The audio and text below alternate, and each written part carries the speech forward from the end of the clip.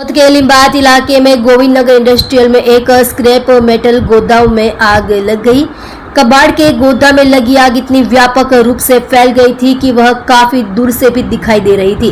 आग पर काबू पाने के लिए डुम्बा से 7 से 8 दमकल गाड़ियां दमकल कर्मियों के साथ आग बुझाने पहुंची थी, जिसमें दमकल विभाग ने पानी का प्रेशर लगाकर बहुत ही कम समय में आग पर काबू पा लिया और जलते हुए गोदाम के आसपास के गोदामों को बचा लिया गया। आग की घटना में रद्दी गोदाम पूरी तरह से जलकर खाक हो गया। इस आग लगने की घटना में कोई हताहत नहीं हुआ। जी आपનું નામ? सब फायर ऑफिसर रोहित कला से Surat and fire and emergency service.